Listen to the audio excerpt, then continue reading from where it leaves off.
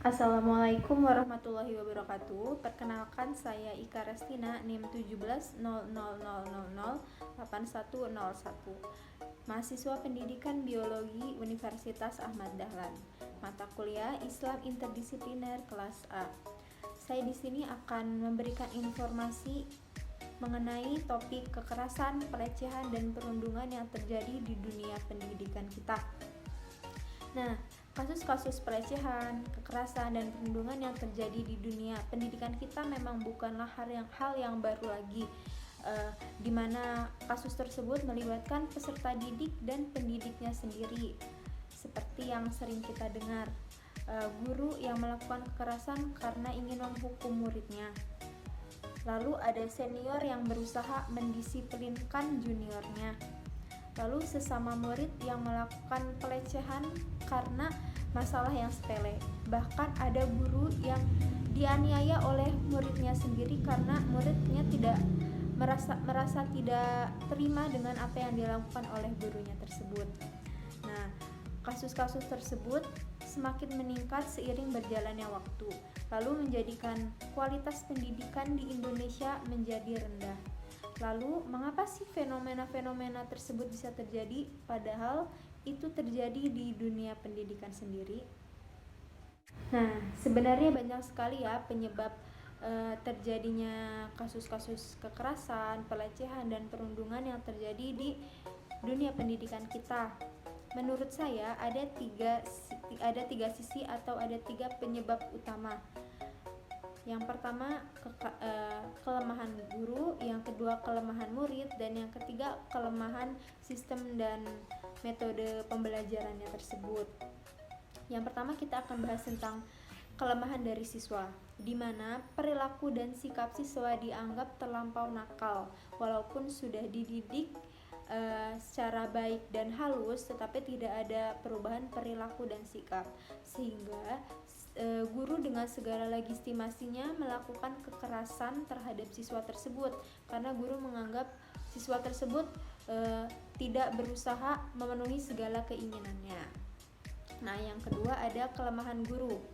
Penyebab terjadinya kekerasan terhadap murid sebenarnya karena guru yang kurang paham apa maksud dari kekerasan itu sendiri dan dampak-dampak negatifnya. Banyak sekali ya guru yang menganggap bahwa memberikan hukuman atau melakukan kekerasan terhadap siswa itu akan menjadikan siswa tersebut jerah dan akan menjadikan siswa tersebut tidak akan mengulanginya lagi. Padahal sebenarnya banyak sekali dampak negatif yang terjadi. Bahkan guru itu sebenarnya harus digugu dan ditiru, tetapi mengapa melakukan kekerasan seperti itu? Lalu yang ketiga ada kelemahan sistem dan metode pendidikannya itu sendiri.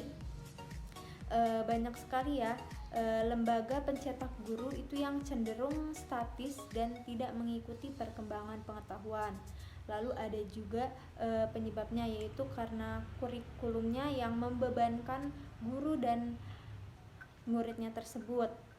Lalu ada beban belajar yang cukup padat yang dimana tugas tersebut tertera di dalam kurikulum sehingga mau dan tidak mau guru dan siswa harus melewatinya.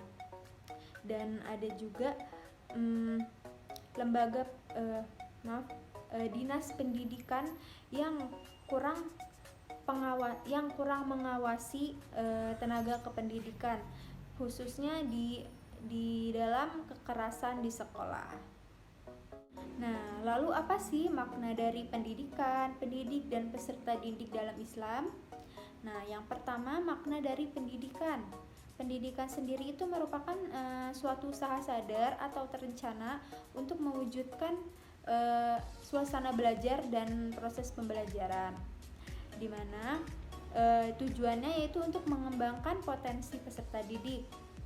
Pendidikan ini dapat dilakukan secara formal dan non-formal. Sekolah merupakan contoh dari pendidikan formal, di mana pendidikannya terprogram sesuai aturan formal. Nah, pendidikan ini terdiri dari dua komponen utama, yaitu ada pendidik dan peserta didik. Lalu apa sih makna dari pendidik dalam Islam? Pendidik ini dalam Islam merupakan siapa saja yang bertanggung jawab akan perkembangan dari peserta didiknya itu sendiri. Pendidik ini merupakan figur pemimpin yang harus jadi panutan bagi peserta didiknya, sehingga guru di dalam sekolah itu harus digugu dan ditiru. Lalu peserta didik, apa sih peserta didik itu? Nah, peserta didik itu merupakan anggota masyarakat atau manusia yang memiliki fitrah atau potensi untuk mengembangkan dirinya sendiri, sehingga murid itu memiliki potensi untuk mengembangkan dirinya sendiri. Jika dia mau, maka potensinya itu akan menjadi baik dengan bantuan pendidik atau bantuan guru.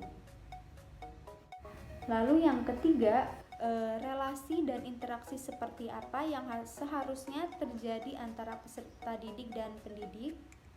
Nah, di dalam dunia pendidikan perlu adanya relasi dan interaksi yang baik antara peserta didik dan pendidiknya atau guru dengan muridnya, sehingga nantinya akan menghasilkan suatu komunikasi yang baik pula.